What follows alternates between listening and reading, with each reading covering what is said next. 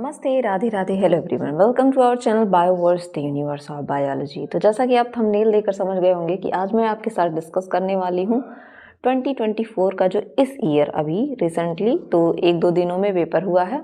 University है आपकी MSDU, ठीक है।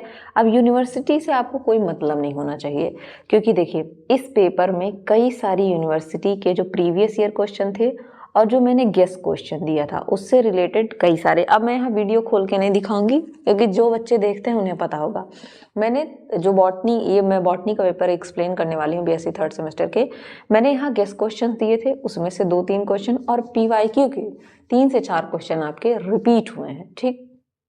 तो आप ये बिल्कुल मान कर चलिए कि वो पेपर किसी भी यूनिवर्सिटी का हो, आपके लिए वो हेल्पफुल रहेगा, ठीक। क्योंकि उससे आपको क्या होने वाला है, फायदा होने वाला है। सिलेबस तो सेम है, सिलेबस नहीं चेंज होगा तो पेपर कितना ही बदल देंगे, वो तो हर यूनिवर्सिटी में घूम घुमा के आपका वही आएगा ही। तो पेपर आपका मेजर और माइनर जैसा कि आप सबको पता होता है, तो मेजर पेपर है बॉटनी का, इसे मैंने हाईलाइट कर दिया ताकि आपको दिखे। फिर अगर बात की जाए तो ये क्या है, पेपर फर्स्ट है, ठीक है। पेपर का नाम हर जगह वहीं पे है, फ्लावरिंग प्लांट्स आइडेंटिफिकेशन, ठीक है, एंड एस्थेटिक कैरेक्टर, ठीक।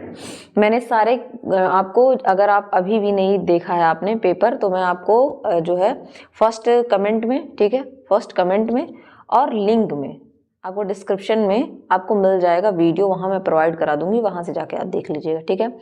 टाइम इसमें आपको मिला है 3 आवर्स का। ये जो यूनिवर्सिटी है इसमें 3 आवर का टाइम है। मैक्सिमम मार्क्स मतलब जो नंबर है वो 75 नंबर हैं। सारे सेक्शन से क्वेश्चन अटेम्प्ट करने हैं, जैसा इंस्ट्रक्शन जैसा निर्देश आपको दिया गया है। अगर मैं सेक्शन A की बात करूँ तो very short answer type question इसमें करने हैं और पूरे आपको सारे के सारे इसमें 10 क्वेश्चन करने हैं। तो इन सारी बातों पे आपको थोड़ा थोड़ा सा ध्यान लेके चलना होगा। और मेरी आपसे एक हम्बल रिक्वेस्ट है कि जिन भी बच्चों के पेपर हो जा रहे हैं, प्लीज़ वो अपने पेपर को ज़रूर सेंड करें, वो किसी भी यूनिवर्सिटी को, चाहे वहाँ पे आपकी अगर ऑप्शनल हो रहा है तो उसे भी सेंड करें, और अगर PYQ वाला हो रहा है तो उसे, अरे सॉरी, पेपर ऐसा हो रहा है रिटन वाला, तो भी आप जरूर सेंड करें। जैसे आपको दूसरे के पेपर से फ़ायदा होता है, वैसे ही आपके पेपर से किसी और को फ़ायदा होगा, ठीक।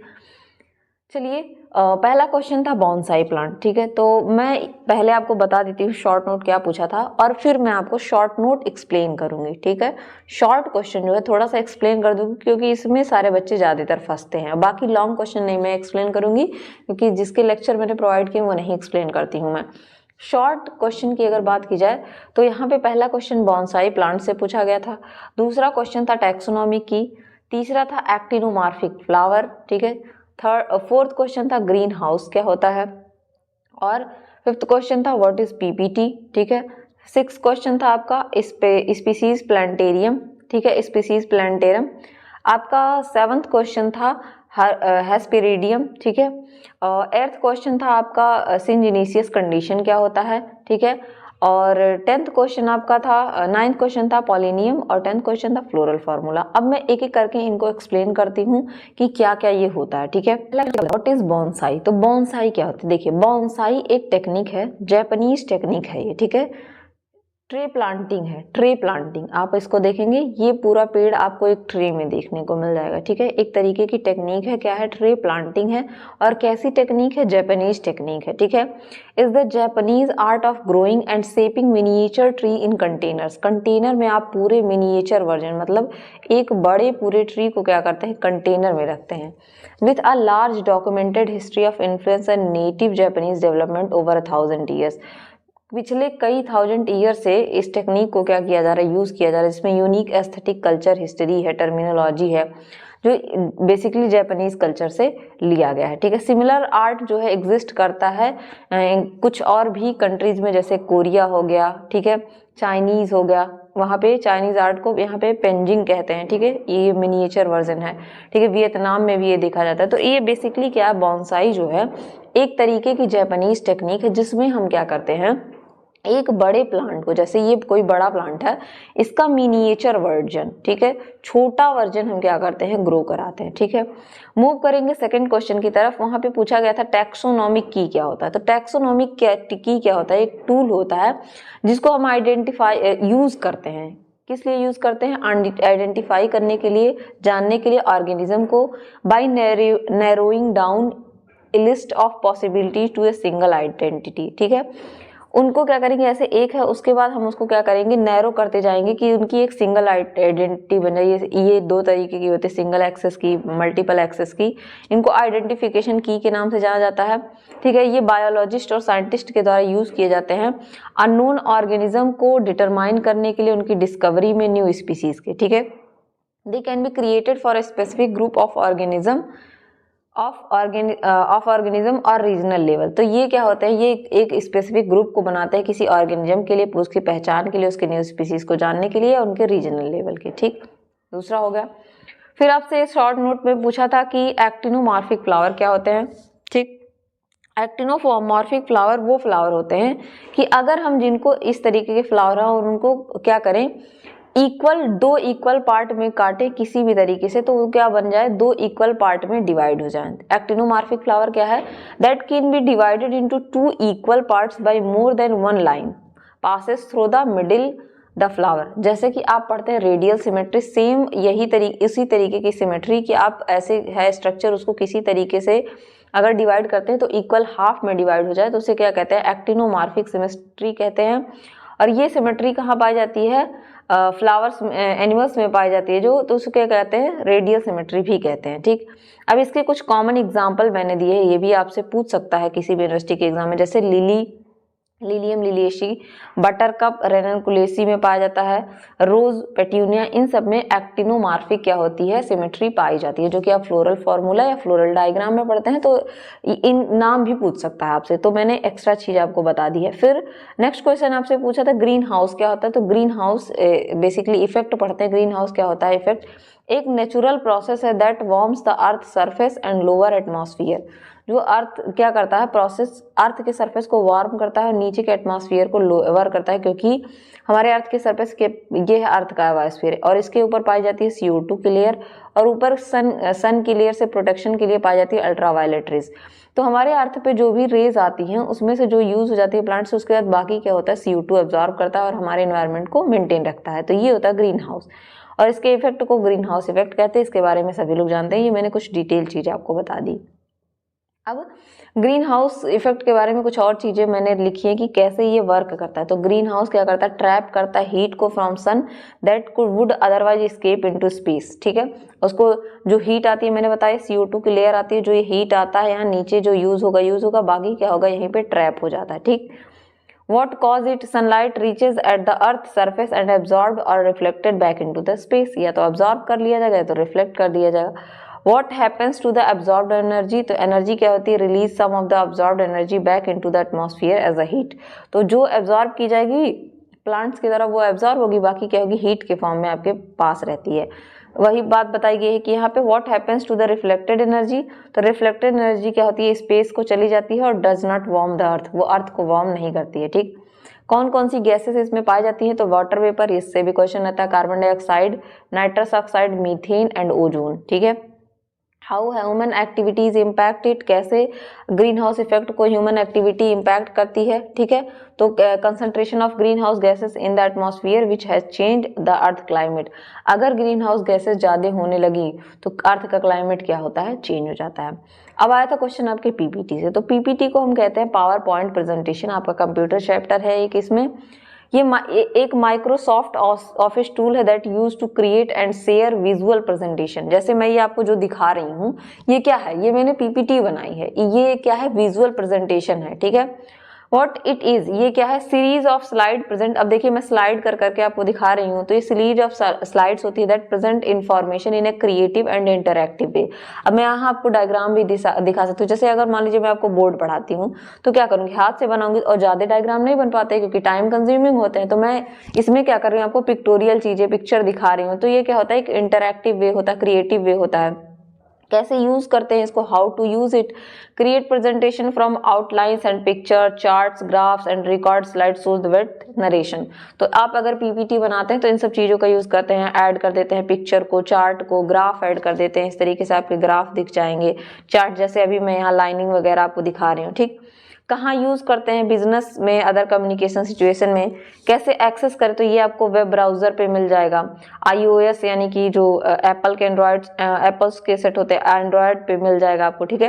How to edit, open the file, use the file से ये वाली मशीन की और कॉपी करके PPTX बना लेते हैं। मतलब बेसिकली ये एक प्रैक्टिकल चीज है, लेकिन अब आपको लिखनी है तो ये सब चीजें जाननी पड़ेंगी, ठीक। फिर मैं अगर बात करूं तो एक टर्म था हेस्पेरिडियम। तो हेस्पेरिडियम क्या है? एक मॉडिफाइड बेरी है, ठीक है, एक मॉडिफाइड बेरी है with tough and leathery rind as in the orange and lemons of the genus citrus. जैसे कि आपके जीनस सिट्रस में जो आपके सिट्रस फैमिली के मेंबर हैं उसी की तरीके से पाया जाता है एक बेरी, मॉडिफाइड बेरी है ये, जिसमें टफ लेदरी रिंड पाए जाते हैं इस तरीके से, ठीक है। इस तरीके से आपको ये देखने को मिल जाएगा। अब बात की जाए, एक क्वेश्चन पूछा था आपसे सिंजीनियस कंडीशन। तो ये क्या होता है? एक तरीके का स्पेसिफिक अरेंजमेंट होता है फिलामेंट का, जहां पे सारे एंथर क्या होंगे? फ्यूज होंगे, लेकिन फिलामेंट क्या होंगे? इनके फ्री होंगे। एंथर सारे फ्यूज होंगे, फिलामेंट फ्री होंगे, तो ऐसे कंडीशन को सिंजीनियस कंडीशन कहते हैं।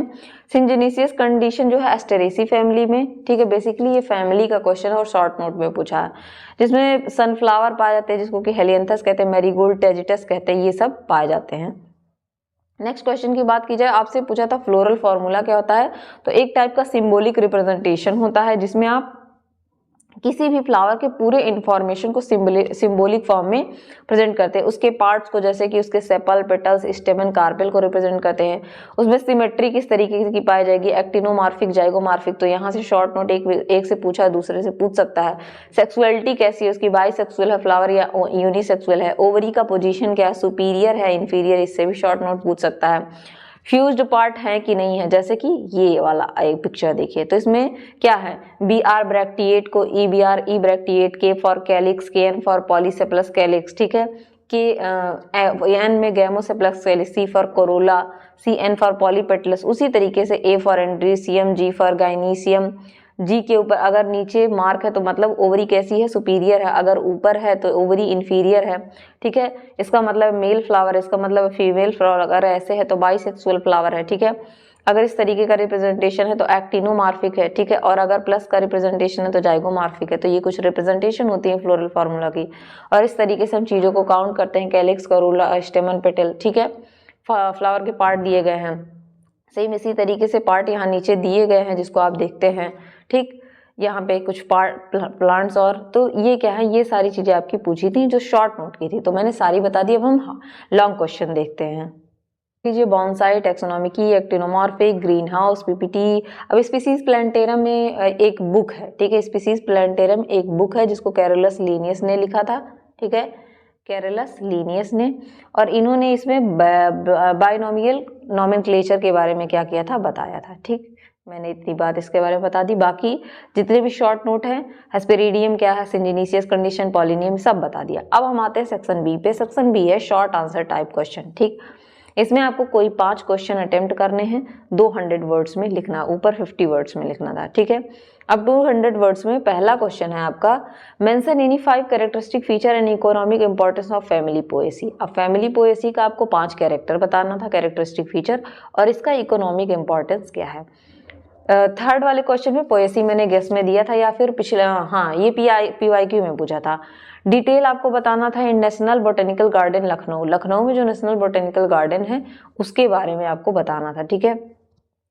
नेक्स्ट क्वेश्चन है, तो ये तो आपका एक तरीके से जनरल नॉलेज का क्वेश्चन हो गया। Right detail account components of taxonomy. तो ये भी मैंने गेस वाले में बताया था कि कंपोनेंट ऑफ टैक्सोनॉमी क्या है, गेस वाला आपको वीडियो मिल भी जाएगा, ठीक है। इसमें से कोई 2 पे आपको क्या लिखना था? शॉर्ट नोट लिखना था, कितने? 200 वर्ड्स में। साइंथियम इन्फ्लोरेसेंस क्या होता है? ये भी आपका PYQ का क्वेश्चन है, ठीक। गाइनोबेसिक स्टाइल PYQ का क्वेश्चन है। ICBN PYQ का और गेस दोनों का क्वेश्चन है, ठीक। ई फ्लोरा क्या होता है? PYQ का क्वेश्चन है, और मैंने इसको गेस भी बताया था और पढ़ाया भी है, ठीक है। 6 क्वेश्चन पूछा था, what is roof gardening. Roof gardening मैंने आपको गेस वाले में दिया था, और इसके बेनिफिट क्या हैं ये बताना था। अब ये वाला आपका थोड़ा नया है कि आपको कमेंट करना था प्लांट नेट और प्लांटिक्स ऐप, आपको पढ़ना है, चैप्टर है आप में, ठीक है।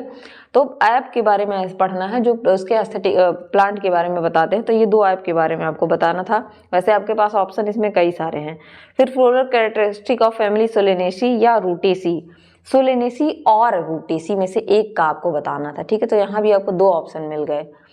Briefly describe the principle of numerical taxonomy, तो आपको न्यूमेरिकल टेक्सोनॉमी के बारे में बताना था, ये भी मैंने गेस वाले में आपको बताया था, ठीक है, गेस वाली वीडियो में।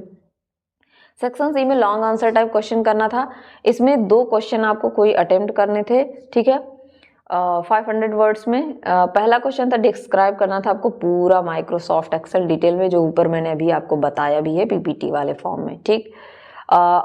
11th क्वेश्चन में आउटलाइन बताना था नेचुरल सिस्टम ऑफ क्लासिफिकेशन, ये पीवाईक्यू गैस वर्क सब था ये, ठीक है। एंजियोस्पर्म का सीरीज तक, अप टू सीरीज तक, और मेरिट और डीमेरिट भी इसका बताना था, ये क्लासिफिकेशन मैंने कराया है। With the help of floral formula, आपको फ्लोरल फार्मूला के हेल्प से और फ्लोरल डायग्राम डिस्क्राइब करना था कुकुरबिटेसी फैमिली को, इनका botanical name of 5 economically important plant बताना था, जिसमें आपका कद्दू आ जाता है, खीरा आ जाता है, बहुत सारे ऐसे प्लांट्स हैं जो कुकुरबिटेसी में आते हैं। लास्ट बट नॉट लीस्ट, ये क्वेश्चन था आपका गैस वर्क वाला, गैस में, और शॉर्ट नोट भी पूछा था एक पीवाईक्यू में कि व्हाट इज हर्बेरियम, हर्बेरियम क्या होता है और हर्बेरियम की टेक्निक्स क्या होती है। तो अगर आपने एनसीईआरटी पढ़ी है 11th क्लास की पुरानी वाली, ठीक है, तो उसमें आपको ये क्वेश्चन मिल जाता, ये भी आपका कॉमन क्वेश्चन था कि क्या करते हैं, प्रेस करते हैं, ड्राई करके हम प्लांट्स को क्या करते हैं, प्रिजर्व करते हैं ताकि बाद में यूज कर सकें। तो ये रहा आपका बीएससी 3rd सेम का क्वेश्चन पेपर। होपफुली आप सभी को क्वेश्चन पेपर अच्छे से समझ में आया होगा। मेरे ये क्वेश्चन को एक्सप्लेन करने का बस ये मोटो रहता है कि आपको पता चले आपने क्या चीजें लिखी हैं, और जो बच्चे आने वाले हैं उनको इससे बेनिफिट हो, जिनके एग्जाम्स अभी नहीं हुए हैं उनको इससे फायदा हो, ठीक है। तो चलिए पढ़ते रहिए, बढ़ते रहिए। Thank you everyone.